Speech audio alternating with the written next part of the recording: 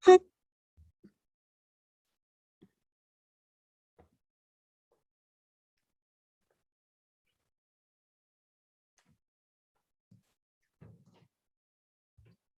الله الرحمن الرحيم اللهم صل وسلم وبارك على سيدنا وحبيبنا وشفيعنا محمد الفاتح لما أغلق وخاتم لما سبق ناصر الحق بالحق والهادي إلى صراطه المستقيم وعلى آله وصحبه كقدره ومقداره العظيم الحمد لله.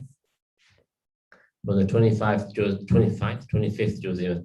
alhamdulillah, as we're going through the Quran to try to gain like a general understanding, general meaning of the different parts of the Quran, inshallah. So we're hoping, as we mentioned previously, that this is going to be maybe like a unique khatam for some, like a different type of khatam, where we're looking to complete a khatam of meaning, understanding, so that we can deepen our relationship with the word of Allah subhanahu wa ta'ala, and also with Allah subhanahu wa ta'ala himself, and also with his Rasul sallallahu alayhi wa sallam. So we're obviously, mashallah, we're on the final Jummah of Ramadan. Just before we begin and look at the 25th juz, just make some general points. We're in a time now from Asr al-Maghrib that's called the Sa'a al-Fatimiyya. So it's a time when the great Fatima Zahra al-Batul radiallahu anhu, she believed that this was the time when Allah subhanahu wa ta'ala accepts prayers. Because there's a time, they mentioned there's a secret within Jummah. There's a time within Jummah where your prayer is mustajab. And there's different opinions. Some say it's like when the Imam comes and ascends the minbar to do the khutbah. Others say it's in between the two khutbahs. You know, on Jummah, you're in between that time. Some say it's actually comes in the night time, Laylatul Jummah. You know, there's some point there. Sayyidina Fatima Zahra, she believed it was now like any time during Asr and Maghrib. It's the time to be making dua. So it's a very special time, any Friday of any sort of week. Then obviously even more so multiply now being the final Friday of Ramadan. So inshallah, it's a great time to ask Allah subhanahu wa ta'ala. And we should really ask with certainty. We should ask with quwwah, with certainty, that our prayers are going to be answered. Yeah, with absolute confidence in Allah subhanahu wa ta'ala. Like we said, when you make a dua, either it's responded to immediately, or there's a delay. That delay is for different wisdoms. Number one, it might be because it's not actually good for you for that prayer to be accepted at that time. Or it might be Allah subhanahu wa ta'ala is testing your patience. Yeah. Or the prayer isn't answered and there's no delay, but Allah subhanahu wa ta'ala answers in the next life, in the akhirah, which is actually the best. Because like the hadith mentions, Allah subhanahu wa ta'ala has 100 mercies. Just one of those mercies has descended to this earth. And through the blessings of just that one portion of mercy, that's the mercy that a mother has towards a child.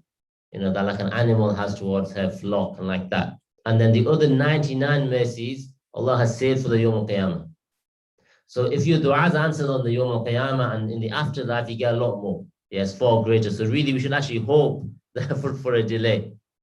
Yeah, so these are all things. And so that's positive. Or sometimes our duas aren't answered, like the issues we were mentioning earlier in the earlier class. Our duas aren't answered due to issues of food not being tayyib, due to issues of income not being tayyib. Like we said that the great Sa'd ibn Abi Waqqas, when he asked the question, how can I make my dua mustajab? He said, the Prophet ﷺ told him, make your food tayyib, make your food purified, your food pure, and Allah subhanahu wa ta'ala will answer your prayer. And Sayyidina Sa'd ibn Abi Waqqas became known for that. He was known as a person that was feared because you don't want dua from him against you, because that's kind of like sealing your fate. So we see all of these various meanings in this aspect of dua. Also, when we make dua with inkisar, with a heart that's broken, you know, like subjugated as a slave before his master. We also make dua in like what they call in a sort of idtirar, yeah, that you make dua in a state of absolute desperation, absolutely desperately wanting that dua to be answered. These types of etiquettes, and then perhaps the most important etiquette of dua is that we work towards what we want. So like they mentioned that shaitan fills us with false hope. That's what he says, وَلَا أُمَنِّيَنَّهُمْ, I'm going to fill them with false hope. What's false hope? False hope is I make a dua and I don't do anything. So I ask, oh Allah, give me a job. You know, I haven't got any money as an example. Allah, give me a job, and then I don't even step out of my house to get down to the job center or do whatever, take the means. That's false hope. They say the one who does that, this is Imam al-Ghazali's words, he says the one who does that is worshipping shaitan. He's not worshipping Allah subhanahu wa ta'ala. The one who makes dua but doesn't do anything about it. This is very dangerous. Like we say, Ihdina sirata mustaqim. We just said it now. Or the Imam said it on our behalf in the prayer. Every time we say the Fatiha, we say, Ihdina sirata mustaqim, don't we? Guide me to the straight path. Guide me to the path of uprightness, of goodness. There are various different meanings. Allah subhanahu wa ta'ala gives us a response straight afterwards. Surah Al-Baqarah. وَدَلِّلْ muttaqin. This is a guidance for the people of taqwa. So if you want guidance, then become a person of taqwa, which takes effort. It means controlling your tongue. It means controlling what you look at. Yeah, it means controlling what you hear, controlling what you eat. Yeah, control all of these things. You have to work towards. It's a step-by-step process. If you're not willing to take on that process and you say Ihdina siratal mustaqim, it's dangerous. But Imam al-Ghazali is very dangerous. He's saying straight up, he's saying this is like devil worship. Yeah, that you're now making, like you're asking for something, but you're not actually doing anything about it. So that's one of the most important adab. And even if you do that, it's very rare that your prayers are answered. Our teacher Habib Qadim al-Saqafi said that if you seek the means, because if you consistently make dua, and you continue to seek the means, it's actually very rare that your dua isn't answered. It changes around. The exception to the rule is that that's very rare. The vast majority of Allah subhanahu wa ta'ala is going to accept that prayer. Yeah, so inshallah ta'ala, we hope some of those meanings open up for us, inshallah, and on moments like this. These are moments we really seize. We know that there's no guarantee. We certainly know in the COVID environment, we know there's no guarantee we'll be here for the next Ramadan Jummah. We might be, we might not be. So therefore, these are moments when we should ask, we should also ask for our loved ones as well, inshallah ta'ala. We should ask for really great things. One of the things that when you make dua, you should ask for the highest of things. Should have high himmah. Don't just ask for like small things. Ask for like general for those with the Prophet ﷺ. Ask for high aspirations. High aspirations. They mentioned Imam al-Junayd. He once walked past somebody like a armed robber, like a highway robber, was about to be killed, and he gave him salams. And his students were around him. The great Imam al-Junayd had many students always around. The students around him said, "What are you doing? You're giving salam to like a criminal and one of the worst, he's armed robber." And he said, "Listen," he goes, "I have respect for anyone who gives his life for what he desires." He's given his life for what he desires. Yeah. So what they say from that, the wisdom from that is that we should always seek highness. Yeah. He said, even if you're going to be hung, one of them said, I think it's one of them, he said, if you're going to be hung, has to be hung from the highest tree. Even in situations like that. Yeah, that we should always ask, we should always look for the very, very best. So inshallah, there's no better moments like these to make du'as. The closer that we get to the iftar, the better. Maria, you want to ask something?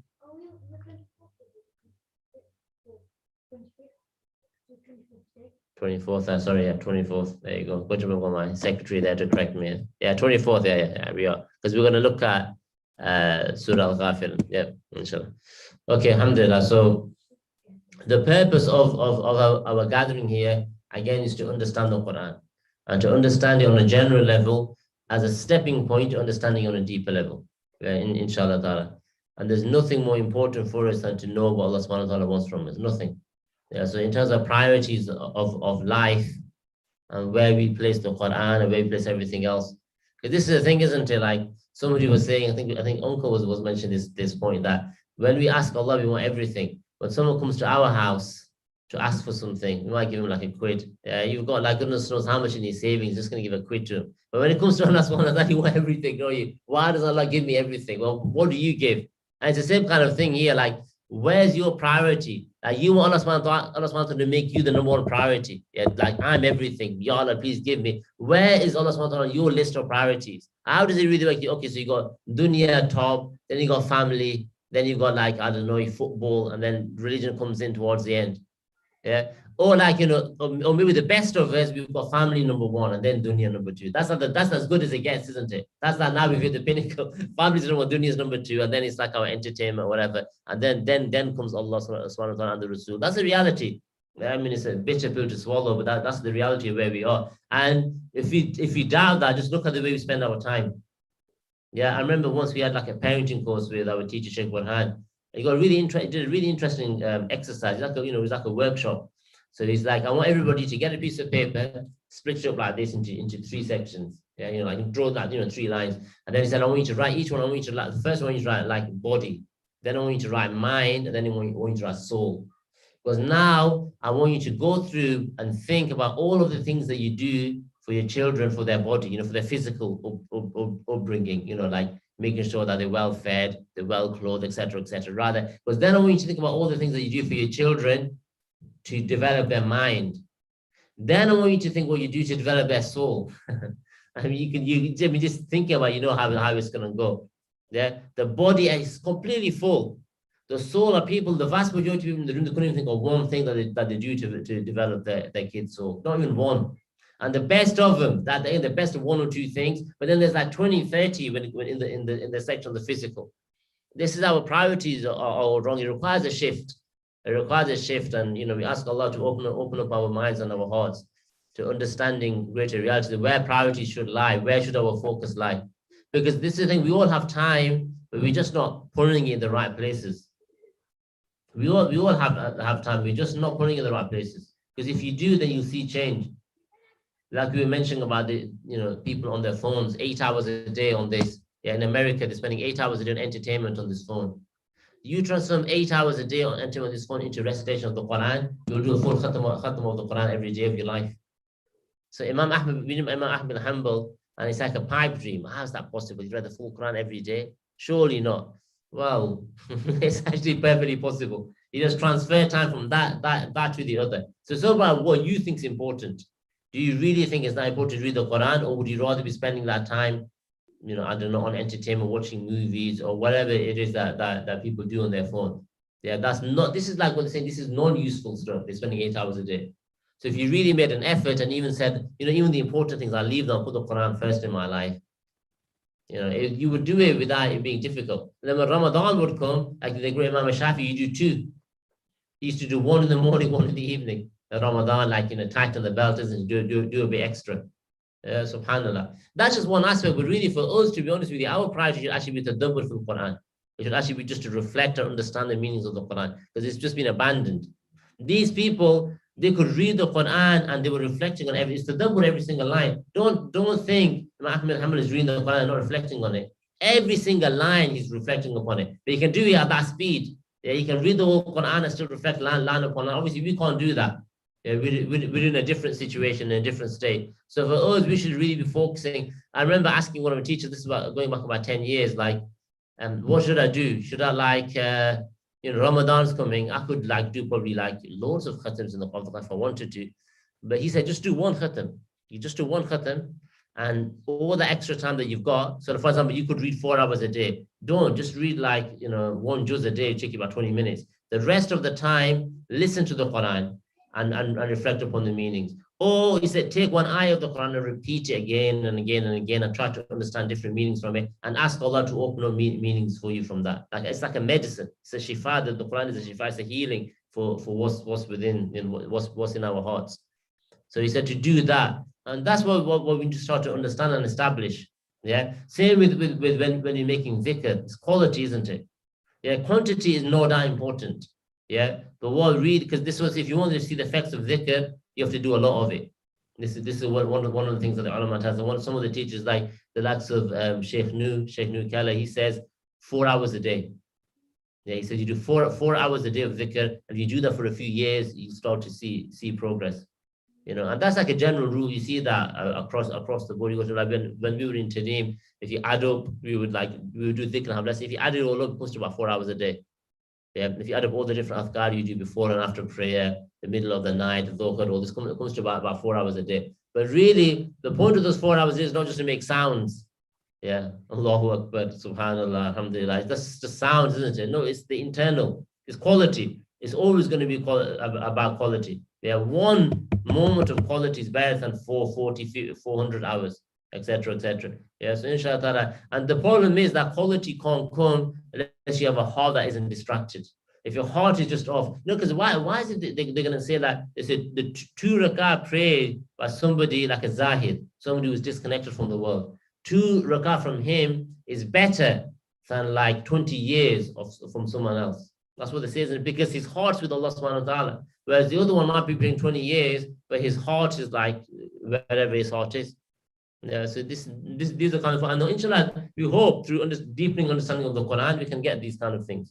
Yeah, we can start to have a greater appreciation of what this beautiful religion is teaching us.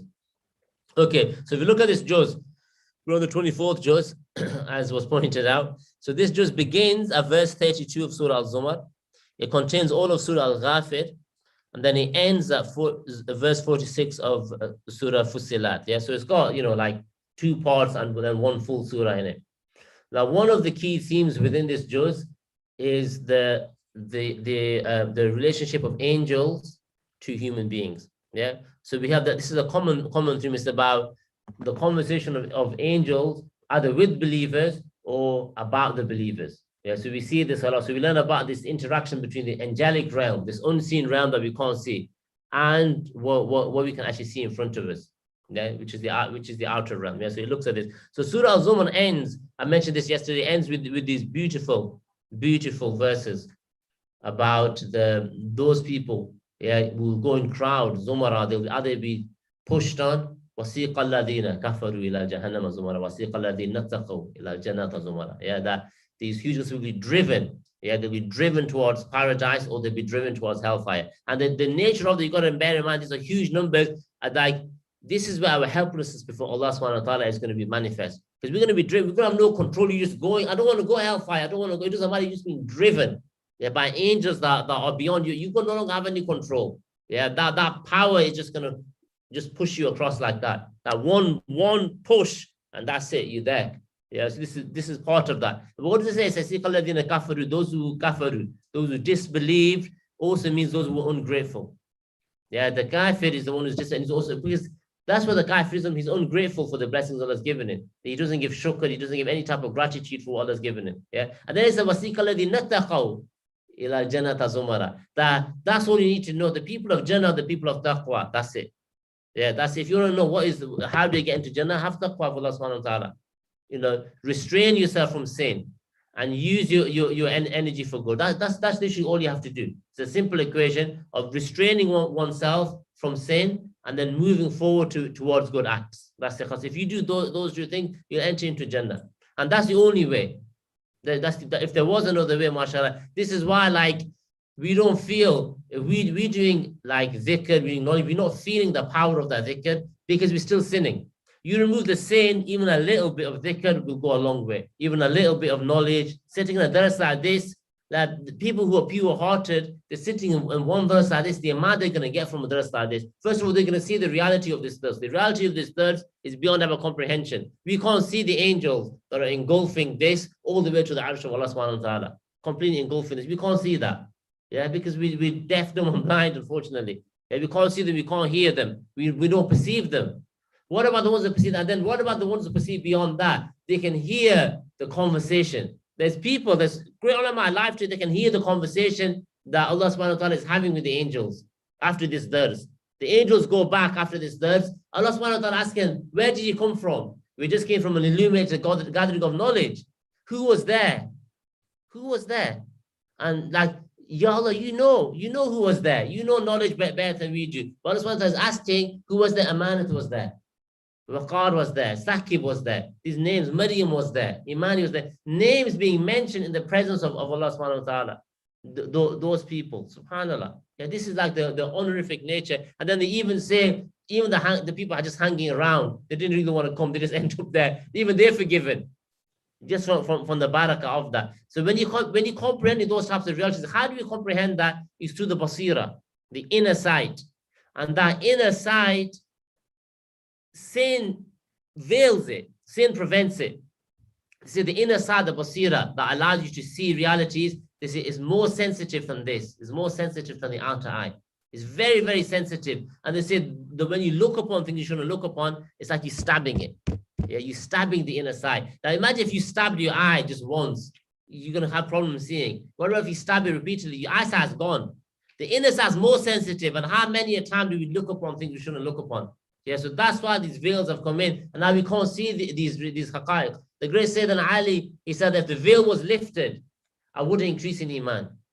I'd still be the same. Because he's seeing it all anyway. There's no veil to lift. Because the veil was lifted, I could see the unseen, just like I'm seeing people right now and everything else. It wouldn't increase me in iman. Yeah, and this is like absolute certainty and yaqeen. Yeah, so if you could perceive those realities, you would that. So those are the people of taqwa are the ones who enter. And they have a beautiful greeting from the angels. They really do. Yeah. Just like the other ones, what are the ones have? What are they asked? Did a warning not come to you? You know, were you not warned about this day and about this meeting? And they say, Bala, yeah, we were. We were ignorant. Yeah, then they confess, we knew the score and we didn't do it. Then they're openly confessing. As for the others, how delightful you were, how beautiful you were, how perfumed you were. فَادْخُلُوهَا خَالِدِينَ. Enter paradise forever and ever and ever. Yeah, so this is the stark choice that's given. And the point of being a human being is you realize it now. That's the point of being a human being. To recognize it now, not then, because everyone's going to recognize it then. It's not anything. If you want to join the human race, if you want to join the human, you want to be a human being, then recognize it now, and then you become a human being. Otherwise, you're worse than the cattle. Balhum adol sabila. You say, Ulaika kal an'am. They're like cattle. Balhum adol sabila. They're actually more astray. They're actually more astray. Who are those people? Ulaika humul ghafilun. They're the people of ghafla, who are ignorant. Yeah, they're ignorant. Not ignorant, actually heedless is better. Heedless, they're just not aware of what's going on. Ghafla, the opposite of ghafla is dhikr. Yeah, this is why Imam al-Junayd, look at the great Imam al-Junayd, he said, every single disease of the heart, the root cause of it is ghafla, is heedlessness. So what's the cure then? The cure is dhikr.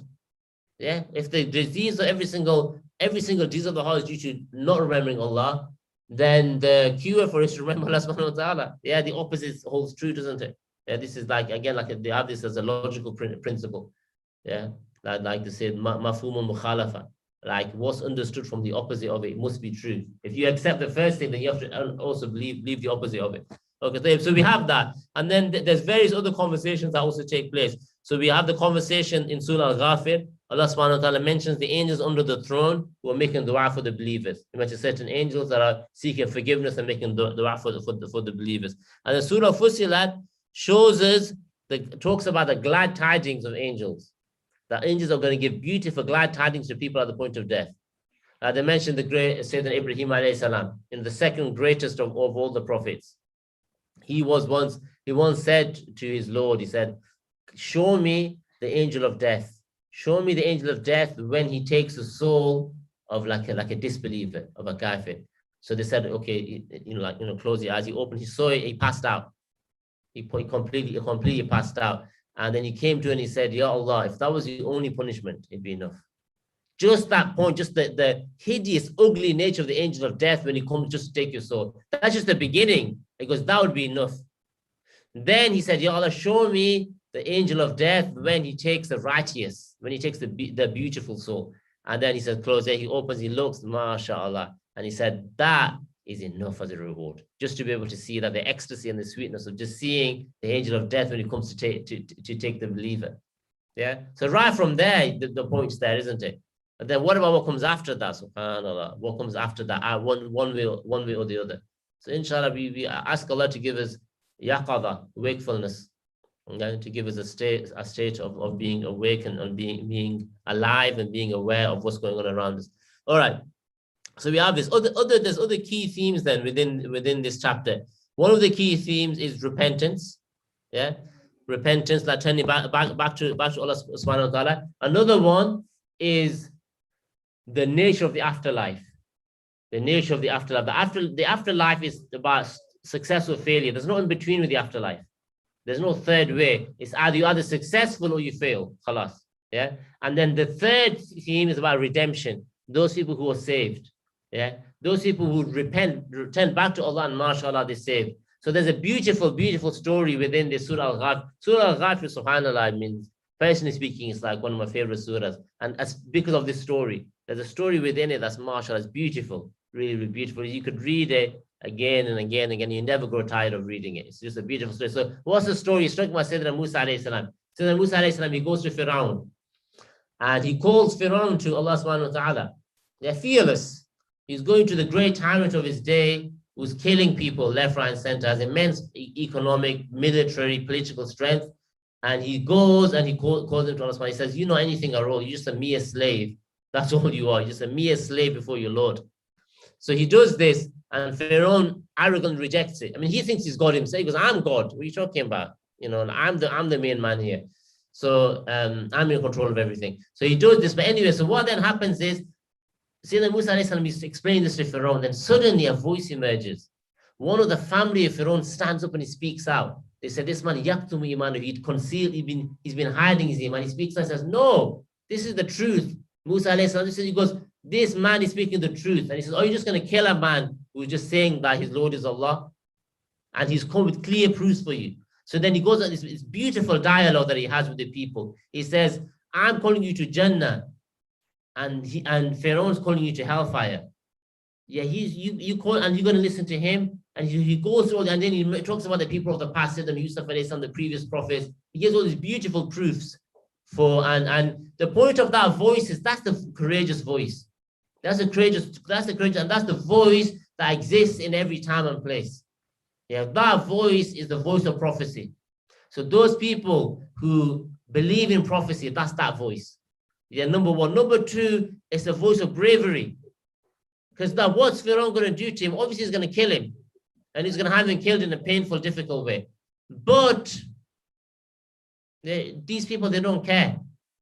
Yeah, and this is now what they call like Kamalul Iman, a perfection of Iman. Perfection of Iman, you know what that is? That's when you love others more than you love yourself. And that's what this man does, because he sacrifices his life, because he loves guidance for others more than he loves for himself to continue to live. He just wants to guide other people. He wants them to know the truth. And he wants to stand by the truth. These are great people. I mean, we've had people like within our centuries, or within our century. Look at the likes of Malcolm X.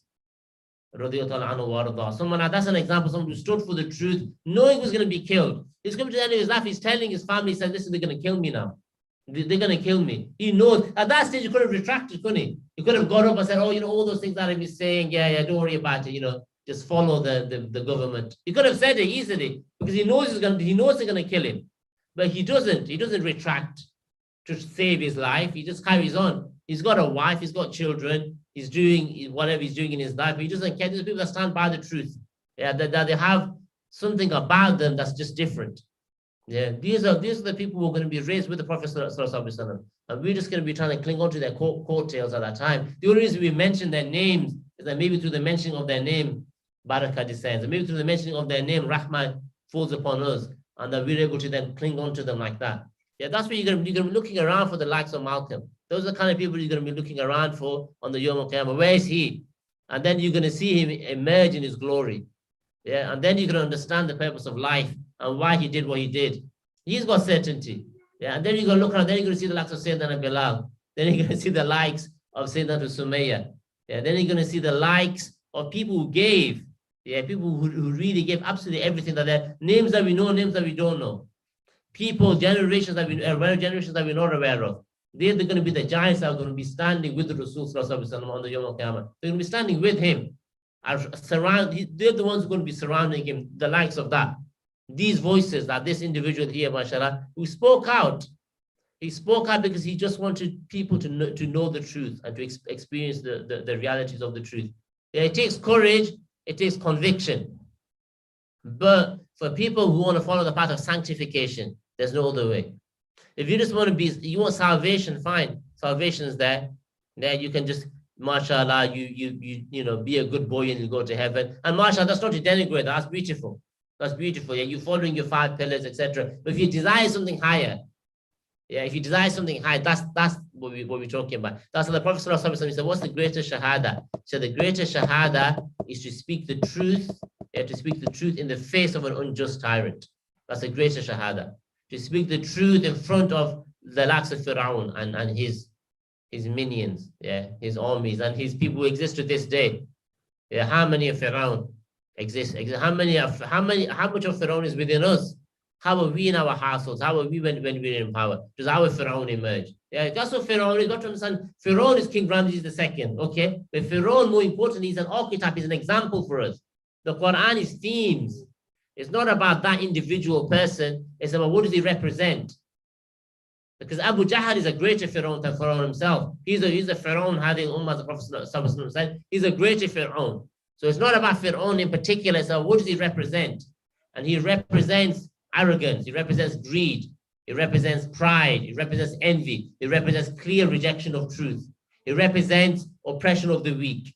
It represents every bad quality that you can think of, that's wrong. Yeah, he represents the nafs al-amara bisu, this lower self that exists within us. That's what he represents, and that's what we seek freedom from in months and in moments like these. So we have this beautiful target. I really recommend, mashallah, for people, inshallah ta'ala, to find that and to read the Surah Al-Ghafir, to read that section inshallah ta'ala, and inshallah you'll gain blessings from it. Yeah, you'll gain blessings from it, and you'll gain goodness from it. Yeah, so this individual is a man of great sincerity. He's also teaching us another lesson. Yeah, this man is teaching us another lesson. In conclusion, what's the lesson that he's teaching us? He's teaching us to not be sheep, to not just be byproducts of our environment, which is what most of us are like. Why do we behave the way we behave? It's just social conditioning. The vast majority of the decisions that we make are just social conditioning. What we eat, yeah, like the way we behave, the way we talk to others, even what we wear, our clothes, all of it, none of it is based on sincerity. It's just none of it is based on really thinking about higher purposes. We're just following whatever is going on around us.